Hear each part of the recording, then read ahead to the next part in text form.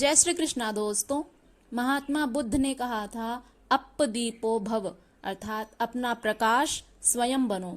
अष्टावक्र गीता के 9वें प्रसंग के 6ठे सूत्र में आज हम लोग इसी के विषय में पढ़ने वाले हैं। तो चलिए प्रारंभ करते हैं और देखते हैं कि अष्टावक्र जी इसके विषय में क्या कहते हैं। कृत्वा मूर्ति परिज्ञानम चैतन्यस्य न किं गुरुः निर्वेद समता युक्त्वा यस्तारयति संसृते, अर्थात जो उपेक्षा, समता और युक्ति द्वारा चैतन्य के सच्चे स्वरूप को जानकर संसार में अपने को तारता है, क्या वह गुरु नहीं है?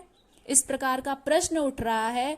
यहाँ पर ऋषि अष्टावक्र जी कह रहे हैं कि जो व्यक्ति उपेक्षा, समता और युक्ति द्वारा चैतन्य के सच्चे स्वरूप को जानकर संसार में अपने को तारता है, क्या वह गुरु नहीं है?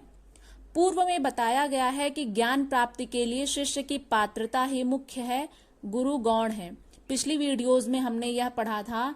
वहां पर ऋषि अष्टावक्र जी कहते हैं कि ज्ञान प्राप्ति के लिए केवल शिष्य की पात्रता ही मुख्य है और राजा जनक में वो पात्रता थी, इसलिए उन्हें आत्मज्ञान हुआ। वहां पर केवल गुरु की उपस्थिति अनिवार्य होती है, गुरु करता कुछ भी नहीं है, केवल शिष्य की पात्रता ही उसे आत्मज्ञान का अनुभव कराती है। ऐसा हमने पिछली वीडियोस में पढ़ा है। आज की इस वीडियो में हम लोग जानेंगे, महात्मा बुद्ध ने कहा था अप्पदीपो भव, अपना प्रकाश स्वयं बनो। गुरु की केवल उपस्थिति आवश्यक है जिससे घटना घटती है। गुरु कुछ करता नहीं, वह न ज्ञान दे सकता है न मुक्ति, अपितु शिष्य की पूर्ण पात्रता ही इसका कारण होती है। किंतु गुरु की उपस्थिति के बिना यदि घटना घटती है तो वह उससे संभल नहीं सकता। उस स्थिति में गुरु ही शिष्य को संभालता है। कहने का भाव यह है कि जब शिष्य को आत्मज्ञान होता है तो उस समय वह स्वयं को संभाल नहीं पाता है, यानी कि जब इस संसार से उठ करके, इस संसार के भोग विषय वासनाओं से उठ करके जब व्यक्ति को आत्मज्ञान की अनुभूति होती है तो वह जो स्थिति होती है, वह जो उस समय जो घटना घटती है उसको व्यक्ति संभाल नहीं पाता है।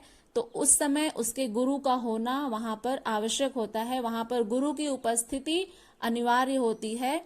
इसलिए यहाँ पर ऋषि अष्टावक्र जी कह रहे हैं कि गुरु की उपस्थिति के बिना यदि घटना घटती है तो वह उससे संभल नहीं सकता। उस स्थिति में गुरु ही शिष्य को संभालता है, किंतु आत्मज्ञान हो जाने पर शिष्य स्वयं गुरु हो जाता है। वास्तविक गुरु तो भीतर बैठा आत्मा ही है, अन्य कोई नहीं। उसी गुरु को प्रकट करने में बाहरी गुरु सहायक मात्र होते हैं, इसलिए यह बाह्य गुरु निमित्त मात्र होता है एवं आत्मज्ञान के पूर्व की इसकी आवश्यकता पड़ती है। कहने का भाव यह है कि जब आत्मज्ञान की अनुभूति होती है तो जो बाह्य गुरु होते हैं, यानी इस संसार में रहने वाले जो जिनको हमने गुरु बनाया होता है, उनकी उपस्थिति वहां पर आवश्यक होती है। लेकिन गुरु तो जो वास्तविक गुरु है वो हमारा चैतन्य स्वरूप आत्मा है। उसी को प्रकट करने के लिए जो सांसारिक गुरु होते हैं, जो बाह्य गुरु होते हैं, वे निमित्त मात्र होते हैं, यानी एक साधन मात्र होते हैं जिनकी सहायता से हमें आत्मज्ञान की अनुभूति होती है। बाद में स्वयं का भीतरी गुरु प्रकट हो जाने पर इस बाह्य गुरु का भी त्याग कर देना चाहिए। जैसे अन्य विधि विधान, शास्त्र, धर्म, संप्रदाय, जाति आदि का त्याग किया जाता है, यहाँ तक कि मूर्ति पूजा, कर्मकांड, साकार उपासना आदि का एवं ईश्वर का भी त्याग कर देना चाहिए, वरना वो भी बंधन बन जाते हैं। जैसे रामकृष्ण ने काली का त्याग किया था, शंकराचार्य इसीलिए ईश्वर को भी माया कहकर त्याग करने की बात कहते हैं, और महात्मा बुद्ध ने आत्मा के भी त्याग की बात कही है। इसी प्रकार स्वयं का गुरु प्राप्त होने पर इस बाह्य गुरु का भी त्याग आवश्यक है, वरना जो गुरु मुक्त कराता है वही बाद में बंधन बन जाता है। आत्मा ही हमारा सच्चा गुरु है। बुद्ध इसीलिए कहते हैं अप्पदीपो भव, अपना प्रकाश स्वयं बनो। अप्पदीपो भव कहने का भाव यह है कि दूसरों के दीपक से काम नहीं चलेगा, इसलिए आप स्वयं के प्रकाश स्वयं बनिए। आप में वो गुण है, वो जो चैतन्य आत्मा आप में विद्यमान है, वही आपका सच्चा गुरु है। और उसी को बाहर प्रकट करने के लिए जो गुरु हैं, जो सांसारिक गुरु जिनको हमने बनाया होता है, उनके सहायता से ही हम अपने आप को जान पाते हैं। वास्तव में तो यहाँ पर शिष्य की पात्रता ही मुख्य होती है, लेकिन गुरु जो होते हैं वे गौण होते हैं। गुरु कुछ नहीं करते हैं। यदि शिष्य में पात्रता है तो उसे आत्मज्ञान अवश्य होता है, जिस प्रकार से राजा जनक को हुआ। वहां पर केवल ऋषिष्टावक्र जी की उपस्थिति अनिवार्य थी। यहाँ पर वे कहते हैं कि जो किसी भी विधि से, चाहे वह उपेक्षा की हो अथवा समता की हो, चाहे इन संसारी द्वंद्वों की उपेक्षा कर दी जाए अथवा इनको समान मान लिया जाए, कृष्ण ने समता की बात कही है। सुख दुखे समे कृत्वा लाभा लाभौ जया जयौ। भगवान श्री कृष्ण श्रीमद् भगवद गीता में कहते हैं कि सुख दुख लाभ हानि जय पराजय को समान मान करके अपने कर्म को करो, अथवा किसी अन्य युक्ति से जिसने अपने चैतन्य स्वरूप को जान लिया है वही अपने को संसार से तार लेता है। कहने का भाव यह है कि यदि हम स्वयं को जान लेते हैं कि हमारा स्वरूप क्या है, हम चैतन्य स्वरूप आत्मा है, यदि किसी भी व्यक्ति को ये बात यदि मन में बैठ जाती है तो वह अपने आप को इस संसार से तार लेता है। एवं ऐसा ज्ञानी स्वयं ही गुरु है। आप स्वयं के ही गुरु हैं। जो चैतन्य आत्मा आपके भीतर विद्यमान है वही आपका सच्चा गुरु है, और वही आपका चैतन्य स्वरूप जो है उसी को जान लेना ही वास्तविक ज्ञान है। और ऐसा ज्ञानी स्वयं का ही गुरु होता है, फिर उसे अन्य गुरु की आवश्यकता नहीं होती। जैसे किनारा पा लेने पर नाव का त्याग किया जाता है।